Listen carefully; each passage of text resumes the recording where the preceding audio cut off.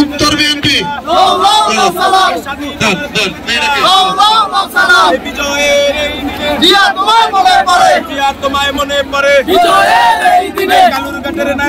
আয়োজনে বাংলাদেশ জাতীয়তাবাদী বিএনপি ও অপসহযোগী সংগঠন দাউদকান্দি উপজেলা ও দাউদকান্দি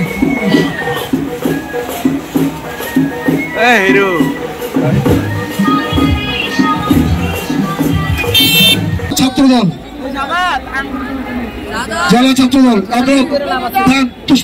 আপনারা পুষ্প অর্পণ করেন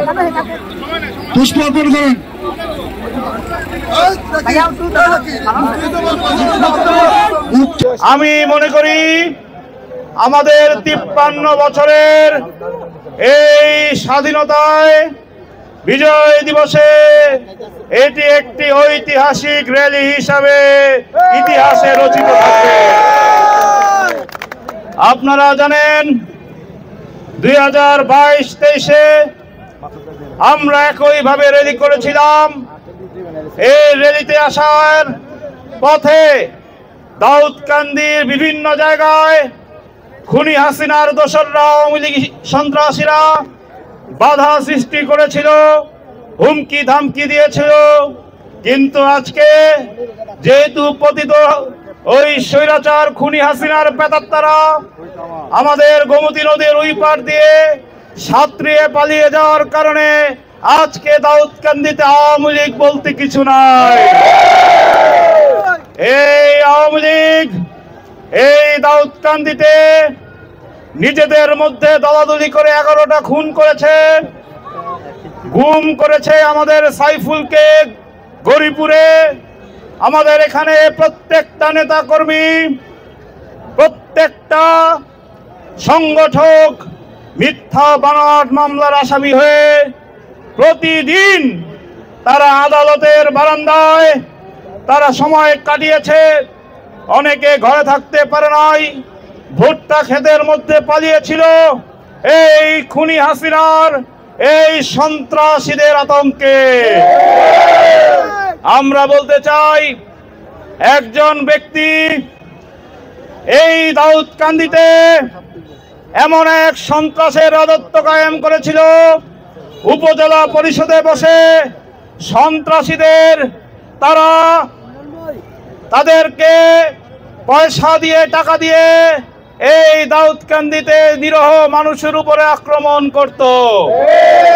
এই দাউদকান্দি উপজেলায় অনেকে নিজে মাদক সেবন করে সুপরিকল্পিতভাবে আমাদের দাউদকান্দির যুব সমাজকে মাদক হাতে তুলে দিয়ে ধ্বংস করতে চেয়েছিল।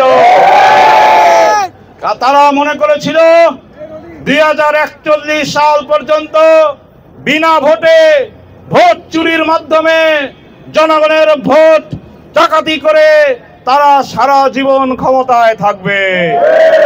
2024-এর 4 আগস্ট তারা আমাদের ভাই রিফাতকে শহীদনগরে পাখির মতো গুলি করে হত্যা করেছে। এই পতনের সকালবেলা যখন হাসিনা সহ এই এলাকার হাসিনার দোসররা চিন্তাও করতে পারে নাই যে 3 ঘন্টার মধ্যে পালিয়ে যাওয়ার পথ পাবে না। ঠিক তার আগে আমাদের তুজার বাঙ্গার বাবুকেও নৃশংসভাবে হত্যা করেছে। আমাদের অনেক ভাইরা ইলেটগঞ্জ, শহীদনগর, দাউদকান্দিতে এই খুনি হাসিনার নিষিদ্ধ ছাত্রলীগ, গুন্ডা যুবলীগের সাথে তারা নিরস্ত্র আন্দোলন করার সময় অনেকের আহত হয়েছে, অনেকে গুলি খেয়েছে, অনেকের পা এখনো ঠিক মতো তারা পায়ে দাঁড়াতে পারছে না, অনেকের হাতে সমস্যা, চোখে সমস্যা। কারণ এই হাসিনার প্রেতাত্মা, এই এলাকার সন্ত্রাসীরা মানুষ মেরে রক্তের উপরে নেচে ক্ষমতায় থাকতে চেয়েছিল। কিন্তু মহান আল্লাহ হচ্ছে সর্বশ্রেষ্ঠ বিচারক। মহান আল্লাহ তাআলা সূরা ইমরানে বলেছেন, আমি যখন যাকে ইচ্ছা ক্ষমতা দেই, যখন ইচ্ছা ক্ষমতা নিয়ে নেই। আল্লাহ বলেছেন, আমি যখন ইচ্ছা কাউকে সম্মানিত করি, কাউকে অপমান করি। এই হাসিনার প্রেতাত্মারা এই হত্যাযজ্ঞ চালিয়ে যখন ওই লম্বা দাড়িওয়ালা এক ব্যক্তি দাউদকান্দি থানায় মিথ্যা মামলা করার জন্য 5 তারিখে তার গুন্ডা বাহিনী নিয়ে ওসিকে চাপ দিচ্ছে, এসপিকে চাপ দিচ্ছে, যেহেতু ইন্টারনেট বন্ধ, বাংলাদেশের কোনো খবর জানে না, মনে করেছিল ওই আগের মতো ক্ষমতায় থাকবে। কেউ ফোন দিয়ে বললো, ভাই আপনি কোথায়? করে, আমি তো দাউদকান্দি থানায় মামলা করতে আসছি। আর আপনি মামলা করবেন, হাসিনা তো তার বোন নিয়ে পালায়ে গেছে। তখন আমরা শুনলাম ওই মামলা টামলা, ওই কিছু জীবজন্তু বিভিন্ন জায়গায় ফলাই দিয়ে ওই যে আমাদের মটেলের পাশে যে নৌকার ঘাট, ওই ঘাট দিয়ে চাষির জোর দিয়ে নাকি পালিয়ে গেছে অনেকজন, নাকি ছাত্রীও পালাইতে পারে নাই। আজকে আওয়ামী লীগ এই দেশে আবার চক্রান্ত ষড়যন্ত্র করতে চায়। গতকাল স্বরাষ্ট্র উপদেষ্টা বলেছেন, অনতিবিলম্বে আওয়ামী লীগের নেতা কর্মীদেরকে চিরুনি অভিযান দিয়ে গ্রেফতার করা হবে। কোন আওয়ামী লীগকে ছাড় দেওয়া হবে না। আওয়ামী লীগ গুম করেছে, খুন করেছে, টাকা পাচার করেছে। এই বাংলাদেশে আর যাই হোক, আওয়ামী লীগ আর কখনো ফিরে আসবে না। যারা এখনো মনে করছেন বোরখা পরে চিপাচুপায় হাঁটাচলা করেন, পরিষ্কার ভাবে বলে দিতে চাই, কোন ধরনের সন্ত্রাস করতে চান তাহলে কিন্তু কারো পিঠের চামড়া থাকবে না। আজকের বিজয় দিবসে আমাদের শপথ গ্রহণ করতে হবে, আজকের পর থেকে ওই ফেসিবাদ, ওই খুনি স্বৈরাচার, 1000 কোটি টাকা পাচারকারী, এই দোসর পতিত স্বৈরাচারকে আর কখনো কোনোদিন বাংলাদেশের গণতন্ত্র হত্যার সুযোগ দেওয়া যাবে না। এরা যতবার ক্ষমতায় এসছে গণতন্ত্র হত্যা করেছে, ভোট চুরি করেছে, মানুষের অধিকার ছিনিয়ে নিয়েছে। আর আপনার আমার নেত্রী, দেশ নেত্রী বেগম খালেদা জিয়া যতদিন ক্ষমতায় ছিলেন, এদেশের মানুষ ভোট দিতে পেরেছে, ঠিক না?